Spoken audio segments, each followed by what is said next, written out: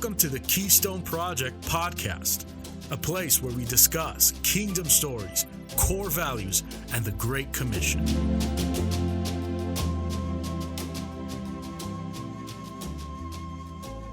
Hey guys, thank you so much for joining us on the Keystone Project podcast. Charlie here, and got an exciting episode ahead of us. We've got a friend, we're going to call him Bizz, and he has a really awesome ministry called Unusual Soldiers. And so we're going to get to know him a little bit and hear about what he does. So Bizz, I know that I think I met you back in 2006, 2007. Yeah, I think it was around 07 probably. 07. With the Maasai, right? With the Maasai, that's right. And you were going through a training that my dad was conducting. And I just remember you being like a really cool, like young guy that you went on this cool adventure. You know, you brought these Maasai guys back and they were going through that training with you. And I remember we every night would play Uno. And we taught them Uno, and I just remember they had so much fun playing Uno together. I don't know if you remember that. But I'm recalling it right now. Yes, I remember it now. It was, and we would play this thing called Speed Uno, and I don't even know if it's a thing, but like if you lay down a card and you have that same card number, you can lay it down like really quick, no matter what. Anyways, they had so much fun. I remember doing it though, and so that was definitely a highlight for me. I remember during that time. But yeah, so I'd love to just give our audience a chance to hear your testimony. So yeah, you bet. Well, hey, I'm glad to be here, Charlie. Really awesome to be a part of this and just share life with you, share some ministry moments, and thanks for having me on. Yeah. I came to the Lord like, I don't know, I think I always had a soft spot for God since I was a kid, kind of one of those guys. And, you know, I remember I think I came to the Lord with my mom in the car. I remember that moment. Then there was another moment at a church. I remember at the altar, probably the same year. I don't know, probably came to the Lord a lot in my 7-year-old years. I remember that too. Yeah, do you? Yeah. So you're one of those guys? Yeah. And I think it kind of stuck for me. I wanted to follow the Lord as best I could. Never wanted to go into missions, so that was never. Okay. You know, I was a quieter kid. I thought I would just kind of go, maybe I'd make an impact someday through art or graphic design where you don't have to talk to people. And that was kind of my game plan. But I think it was my 10th grade year at a ski retreat in Winter Park, Colorado. There was a guy named Terry Bly there. He was the speaker, and he was asking if there's somebody in the crowd who wanted to surrender everything to the Lord. And I'd already given God my heart, but the word surrender was new to me, like give him everything, like your future, your purpose. Yeah. And so, and he said something, if I remember correctly, like he said, I feel like there's one person. And I remember I felt like that one person was me. And so everybody got up and kind of left after the session. And I just went up to this altar, cried my eyes out. And this, I think it's me. And I remember praying with him and a guy named Carl Davis. And it was a surrender moment for me. And it was kind of at that moment, I think, in my life where God began to just, where I began to go all in, I think, at least in my heart, where I just wanted to serve him. And so up to those years, I'd always been a risk taker, like a motocross racer, things like that.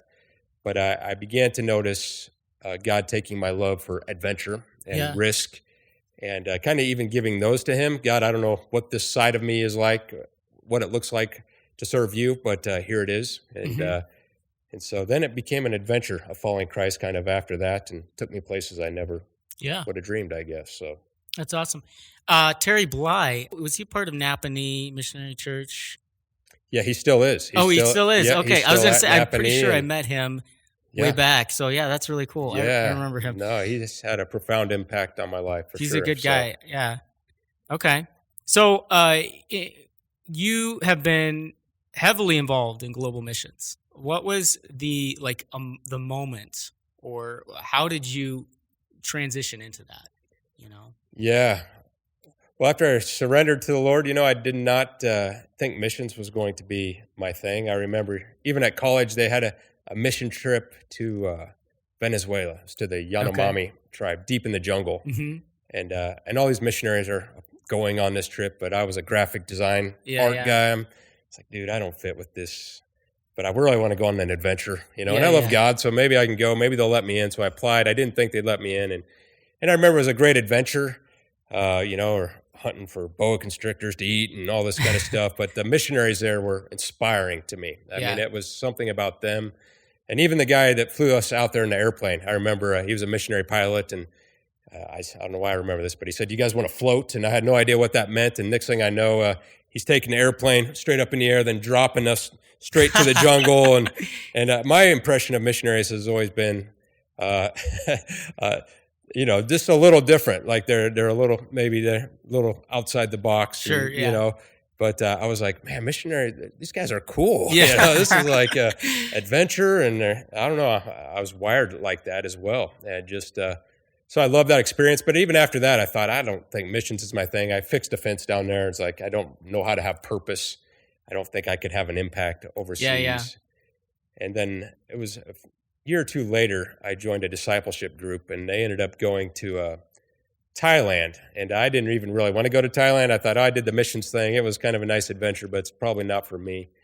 But I remember as I was in Thailand, we were actually told by the host not to share our faith with people. And so I didn't even know, so what's my purpose here?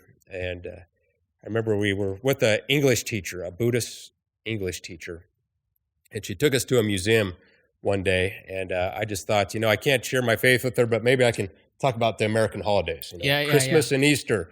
So I thought maybe that would be a way to talk with her. And I remember talking with her at this museum, and I showed her a Bible that I had, and I wanted to give it to her as a gift, and I just showed her, hey, here's where Christmas is at, where this guy, we believe Jesus, and just explained to her who Jesus was, and then showed her where Easter was at and how this guy, we believe, died for us and rose from the dead for us. And just kind of highlighted those spots for her as I gave her this book. And she was a Buddhist teacher, and she just said, "Oh, thank you. I think this will benefit me." Yeah. And I remember in that moment, it really touched my heart. And then as we were getting ready to leave, she teaches this whole school English. She said, "I am going to use this book to teach my students English at this Buddhist school." And I was like, wow, blown away. Like, okay, God, I always thought you couldn't use me, but now this lady's saying she can use a Bible to teach English to these Buddhist kids. And my heart was really going out to those Buddhist kids at that point. And so I realized, I don't know, that was a big paradigm for me that, okay, maybe God can use quiet Caleb. Sure. I love adventure, and, maybe God made me wired for adventure for a reason. And so that was probably a turning point for me, where I began to kind of dream more about missions. Okay. That's awesome. Yeah. So that's it. That's a start. So, and from there, you started an organization. I mean, this is, much later probably, right? But sure. What was that journey kind of like, Yeah.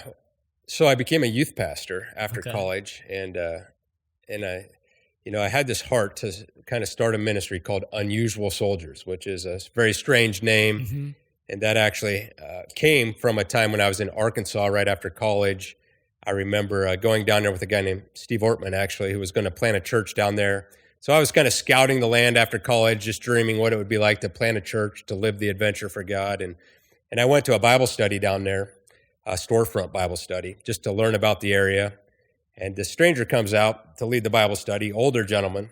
And I remember he asked us to introduce ourselves. And I said, my name's, I'll just say Bizs, and we're here to maybe plant a church. And I said, some people are leaving their homes and they're moving to your town, and they're leaving big houses, moving into a trailer house together for a while. And I remember that guy said, like a drawl, like, "You boys are some unusual soldiers." And when he said that, I didn't know what that meant, but that was like a branding iron moment. Wow. Like, I was like, that's where I want to be when I grow up. That's what I want to go after for the Lord. And because the word missionary didn't really fit me well. I felt like soldier fits me a little bit better. Okay. And unusual definitely fits. I was always outside the box.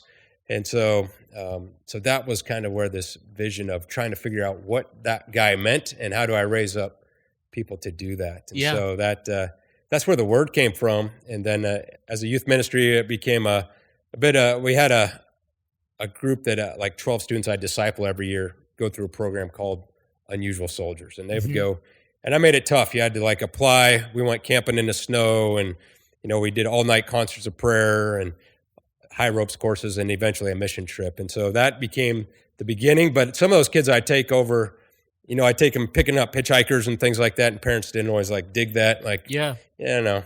So I was like, okay, Lord, I felt like I was called to something riskier, something more adventurous. And eventually I went to Africa with a bushman named Simon, a Maasai tribesman who you just talked about in the beginning. And trying to find myself, basically, like, okay, Lord, and trying to figure out what this ministry is. I don't think it's youth ministry. I think it's a full-blown ministry. And as I was over there, this guy, Simon, he probably redefined my life a little bit, just going into villages that had never heard of Jesus, and then seeing people respond, to testimonies and to, moments with these people. And then even a village where they had beaten Christians in the past, I didn't want to go there. I remember telling Simon, Christians have already gone to that village. Why would we go to a place like this? They had their chance or whatever. And, But I remember just Simon saying, we need to go to these places too, these places. And that blew me away. And Wow. And so I will never forget that moment. Even as we're hiking down there, I remember asking Simon, are you sure this is a good idea to go to this place? I didn't really sign up for this. Yeah. And he said, I think it was at this point of hiking in, he said, Caleb, you should know this, Caleb. There's no greater way to die, Caleb, than for Jesus Christ, Caleb. And I remember when he said that, I was scared, but also I was inspired. I was like, Wow.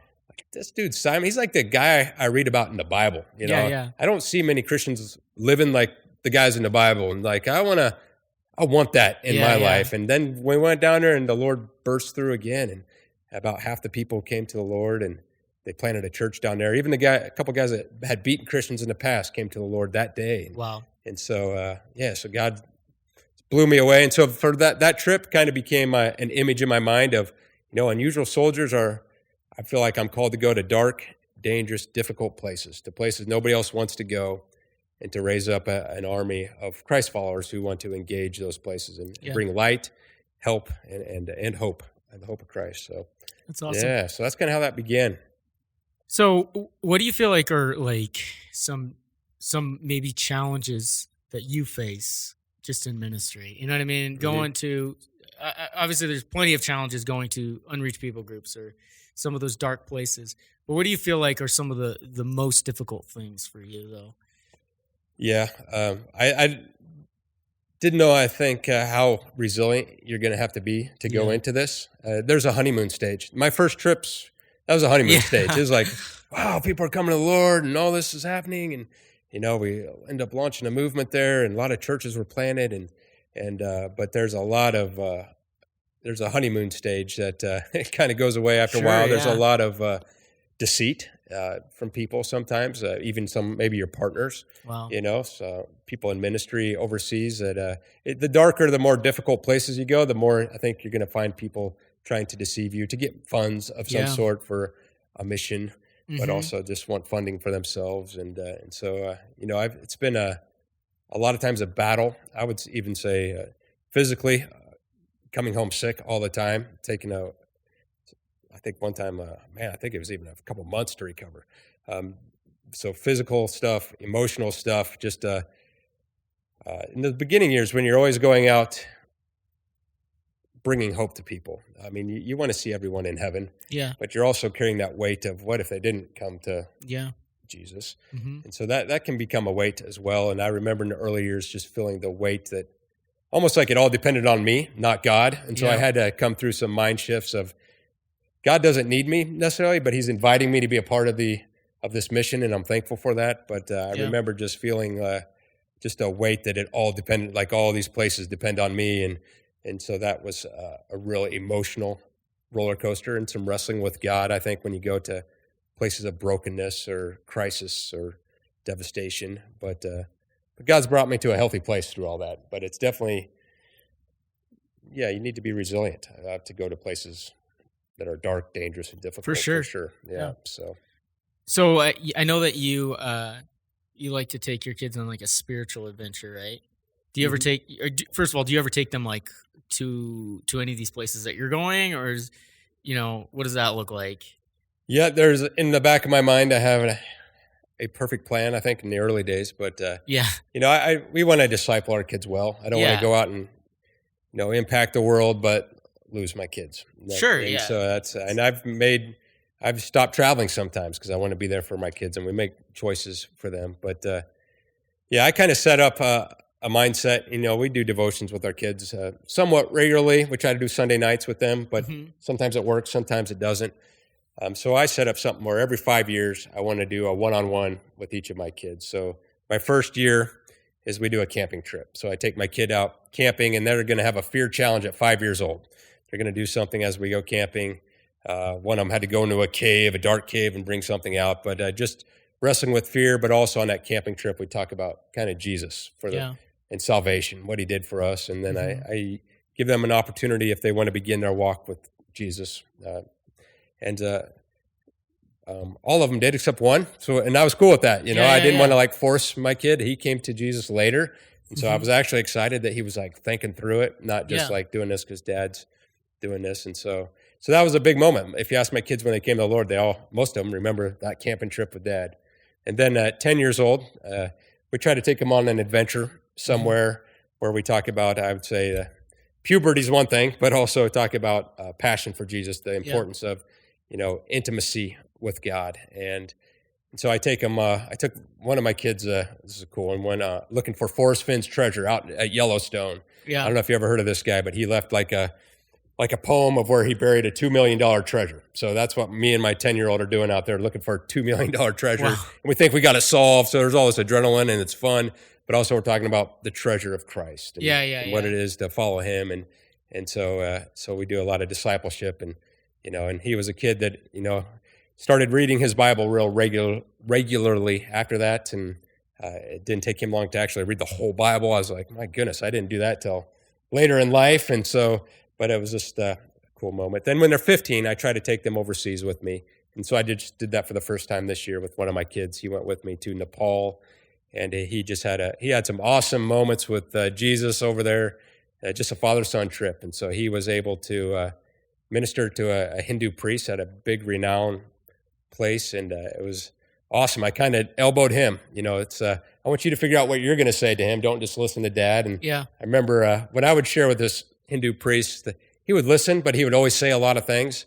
But when my son talked about Nicodemus in the Bible in John chapter 3, this priest just didn't say anything. He was silenced, but I think because there's a 15-year-old talking to him, sharing a story, and it was like a little Holy Spirit moment. And it was really cool for me to see that, and then just watch my son come alive in different ministry moments over there. And then my goal when they're 20, go off somewhere by yourself, kind of like Jesus, sending them off to, whether it's a 3-month mission trip somewhere with somebody else. And they don't have to go into missions, that they don't have to follow my footsteps, but I do want them to have that experience. So, yeah. That's super cool. Yeah, I remember you visiting a couple months ago and coming through and hearing your son share that story.